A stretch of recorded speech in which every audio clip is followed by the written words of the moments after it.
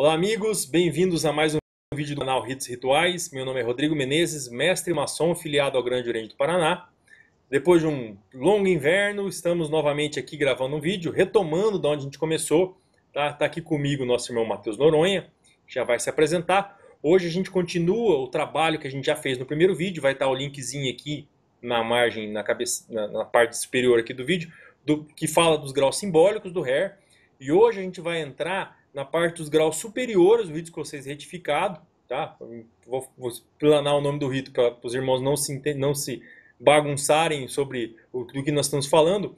E o rito escocês retificado, diferente do que acontece no rito escocês antigo e aceito, que é o mais amplamente utilizado no Brasil, ele tem uma estrutura administrativa diferente, tá? Onde os graus não são compostos em vários capítulos ou vários conselhos, como acontece no escocês, e é sobre esses graus que nós vamos falar hoje, sobre um pouquinho do até onde a gente consegue chegar dessas histórias, dessas lendas e das influências desses graus específicos e até onde isso atrai tantos maçons que hoje estão migrando suas lojas ou estão fundando novas lojas, que é o caso até do nosso irmão Matheus. Então, Matheus, fique à vontade para se apresentar e já começar a sua explanação. Boa noite, meus irmãos. Obrigado pela oportunidade, irmão Rodrigo, mais uma vez de estar falando com vocês. É sempre uma alegria. Eu me chamo Matheus de Noronha, eu sou fundador e nesse momento estou servindo como venerável mestre da loja Yeshua 4518. Nós somos a primeira loja do rito escocês retificado no Rio Grande do Sul. E justamente isso, nós também nascemos nesse momento de vários irmãos que tinham uma expectativa muito grande durante anos de poder trabalhar com uma maçonaria dos antigos, antes das grandes reformas maçônicas, e conservando um altíssimo nível de espiritualidade. Então encontramos o rito escocês retificado. E essa espiritualidade, ela vem muito de toda uma estrutura de regime, não só da prática diária da loja, ela é impregnada por uma espiritualidade que vem de cima. Então é isso que nós vamos conversar hoje, um pouquinho. Você falou para mim dessas grandes reformas. Eu queria que você explicasse um pouquinho melhor, definisse um pouquinho melhor o que você chama de grandes reformas. Basicamente, a grande que nós estudamos, né? A divisão da maçonaria entre antigos e modernos. O retificado, ele tem uma retificação dupla. Tá? O termo retificado não quer dizer que retifica algum outro rito. Então vamos desmantelar com o primeiro ideário que as pessoas acabam tendo. Existe um escocês no Brasil, que as pessoas já conhecem, que é o escocês antigo e aceito. Um escocês retificado deve ser um pessoal que pegou o escocês antigo e aceito e retificou algumas coisas. Não tem nada a ver. Tá? O rito escocês retificado é bem anterior, é diferente, é outra filosofia, não vem mexer em nenhum outro rito, ele é um pensamento próprio. O rito escocês retificado, ele se chama retificado porque ele pega todo um pensamento maçônico que estava começando a ser muito difundido na Europa, especialmente invadindo o continente, que é o da reforma dos modernos. E aquele grupo vai barrar isso e vai como que proteger a tradição maçônica para a prática da maçonaria dos antigos. Então, retificar no sentido praticamente de voltar às origens, de restituir a velha maçonaria. Além disso, tem um pequeno plus que Villers explica, que está nos conceitos ritualísticos. Algumas fórmulas rituais que foram sendo usadas por vários ritos naquele período, ele não concordava. Ele achava que eram bons, mas ainda eram rudimentares perto do que poderia se praticar na maçonaria, que a maçonaria podia ser algo muito mais elevado. Então ele retifica também alguns postulados filosóficos, né? Nós temos que pensar que o retificado é feito como um rito para a nobreza. Ele é basicamente uma cavalaria que se serve de uma maçonaria, é assim a estrutura real da sua espiritualidade, e ele é um rito feito para reis e sacerdotes. Então isso muda o contexto de como você vai, inclusive, falar dentro do rito, de como você vai estudar, qual é a proposta de caminhada.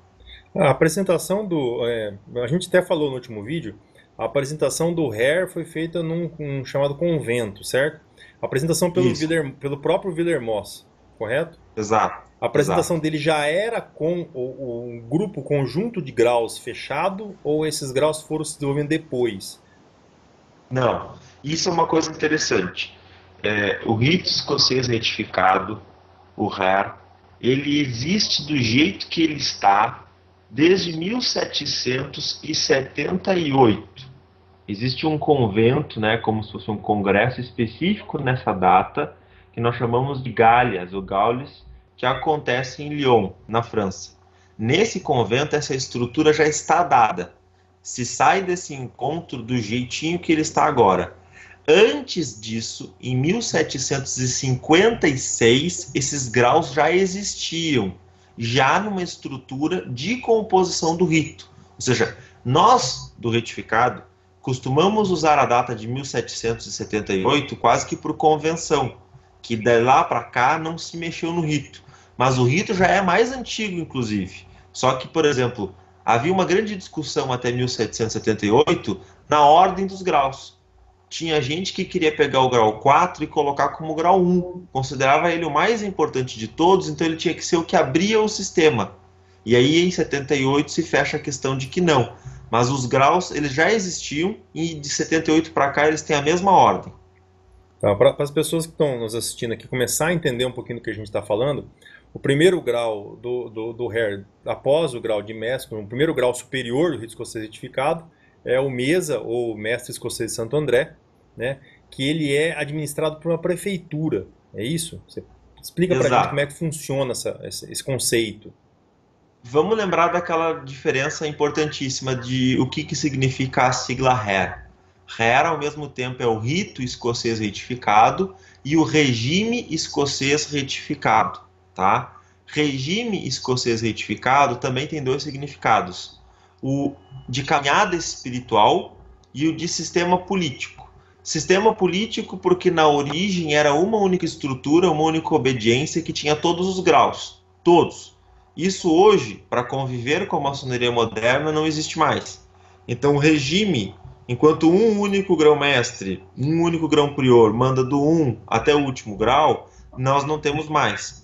Nós temos as obediências simbólicas, que trabalham com os graus de aprendiz, companheiro e mestre franco-maçom, e dali para cima os grandes priorados.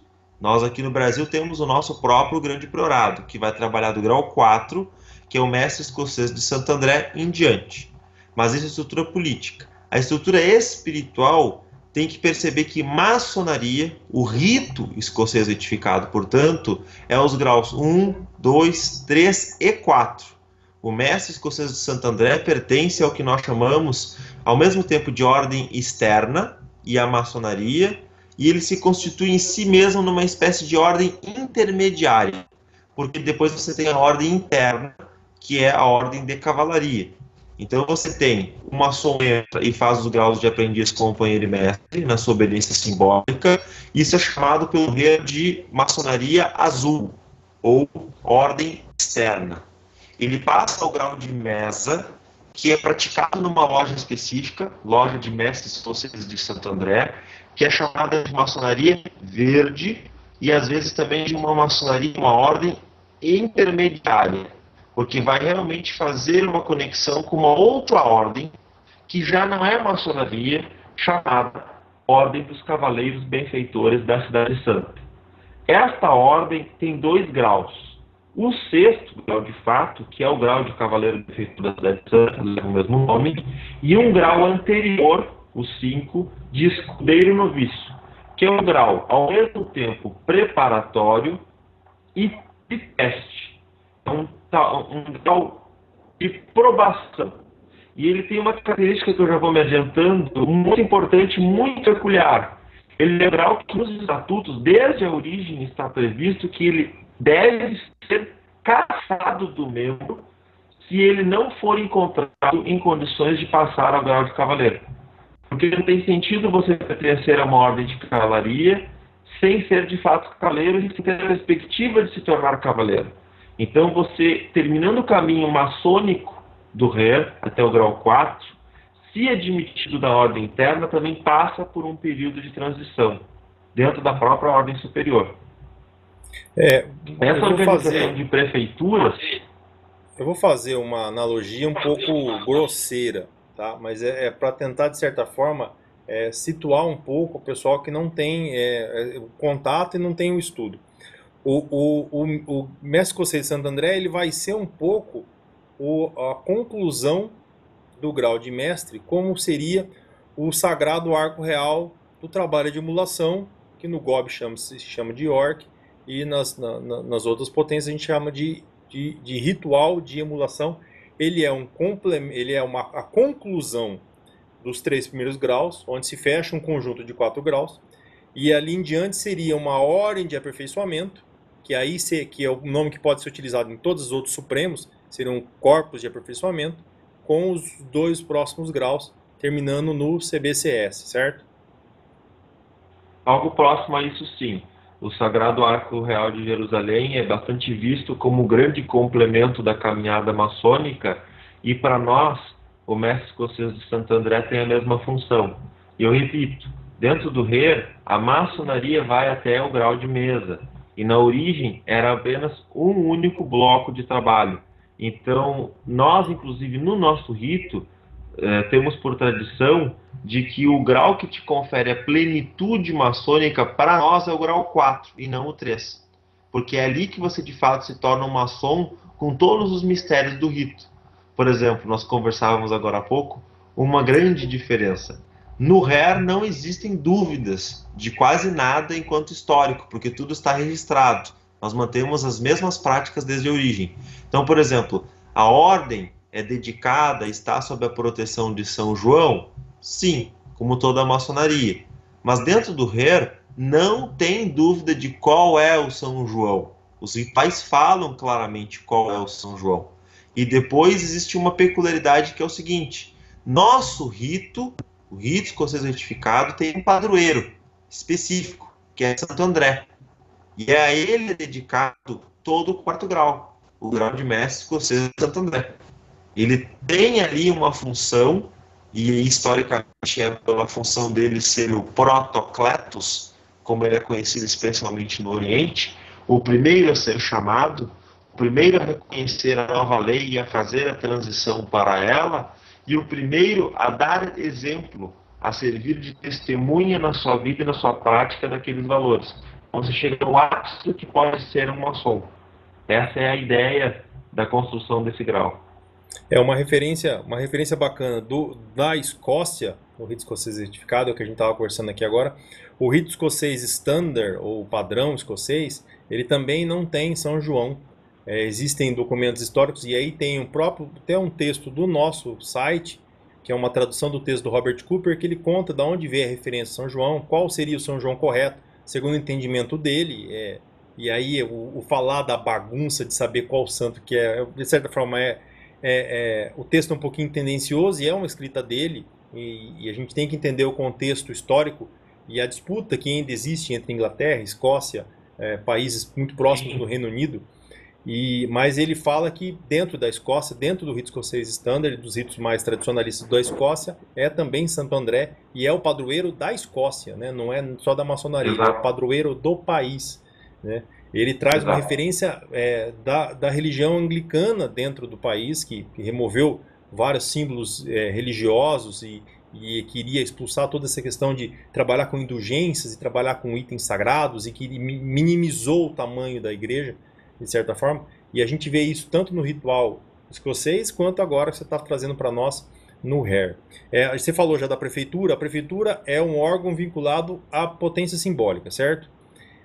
Não, ao grande priorado. Ao grande priorado. E qual que é o vínculo do priorado com a potência? É uma questão de amizade? É uma questão de exclusividade? Como funciona? Assim, a organização do rito, regime escocês retificado no mundo é muito clara e é muito estável, tá? Existem grandes priorados ao redor do mundo, todos eles são autônomos, são independentes, são soberanos em si mesmos, mas existe uma verdadeira fraternidade. Eles governam em conjunto o rito, que a gente entende como uma ordem em si mesma, ao redor do mundo. Então, por exemplo, para você criar um novo grande priorado, você não recebe carta patente se não for votado por unanimidade de todos os grandes priorados do mundo. E a sua petição, ela é apadrinhada por um grande priorado. No rito certificado isso é muito claro. Sempre existe a figura do padrinho. Em cada grau, em cada instituição, em cada tudo, alguém te apadrinha e garante por você. Então, por exemplo, você tem em algum lugar do mundo uma prefeitura, que é uma jurisdição de um grande priorado, e ele vai se desenvolvendo. Quando atinge determinados requisitos formais que existem nos seus acordos, ele pode tentar ser alçado a um grande priorado. Os grandes priorados são independentes. Eles não estão vinculados diretamente às obediências simbólicas. Eles não pertencem às obediências simbólicas, são absolutamente separados, diferentes. Eles podem celebrar tratados de amizade, que é o que também acontece aqui no Brasil. Nós temos um vínculo, um relacionamento do grande priorado com algumas obediências. Bom, muito bom. Olha, esse é um dos vídeos. A gente tentou fazer um pouquinho mais curto e infelizmente não deu certo. Bom, meus irmãos, é isso aí. A gente quis passar um pouquinho do que era o rito escocês retificado, dos graus superiores. Ele trabalha de uma forma diferente. Como vocês podem ver, nós comentamos aqui, são somente 3 graus. O interstício é maior do que o que a gente, entre graus, é maior do que o rito escocês antigo e aceito. Ele está ali entre 1 e 2 anos entre cada grau, certo? Não me deixe mentir sozinho aqui. Bom, os irmãos do Grande Oriente do Brasil têm à disposição o grande priorado vinculado à potência. Os irmãos de outras potências regulares, se tiverem interesse, a gente está à disposição aqui para entrar em contato com o pessoal do Grande Oriente do Brasil, do Grande Priorado. O irmão Matheus também está à disposição, e o pessoal do site, nós também estamos à disposição aqui para fazer essa ponte. Se possível for, a gente intermedia para os irmãos colarem o grau, e aí a questão também, a gente não é uma influência nossa, não é uma administração nossa, a gente vai ver o que consegue fazer. Infelizmente, nossa internet está oscilando bastante hoje, vocês viram aqui pelo vídeo, pelo menos o áudio está legal. Nem o pessoal da Companhia de Telecom acreditou que o Grêmio ia ganhar a Libertadores, e o irmão Matheus está lá em Porto Alegre, tá no meio do agito, no meio dos fogos, e por sorte a gente não está ouvindo os estouros aí, tá? Mas obrigado pela paciência. Se inscreva no nosso canal, a gente vai continuar gravando os vídeos aqui. Eu estou numa reforma doida aqui, mas está acabando, tá? Irmão Matheus, fique à vontade para suas considerações finais e despedidas, e grande abraço, muito obrigado. Obrigado, querido. Manos, mais uma vez, uma alegria e uma felicidade bastante grande falar para vocês. E a mensagem que eu gosto de dizer para vocês é que o rito escocês retificado é realmente uma joia preciosa da maçonaria. É algo que realmente vale a pena, mas que estejam preparados. Vai surpreender vocês. É uma volta de mais de 3 séculos muito rápida, e é olhar fora do tempo para as raízes de toda a ritualística ocidental, muito mais do que da própria maçonaria. Vale a pena. Um grande abraço.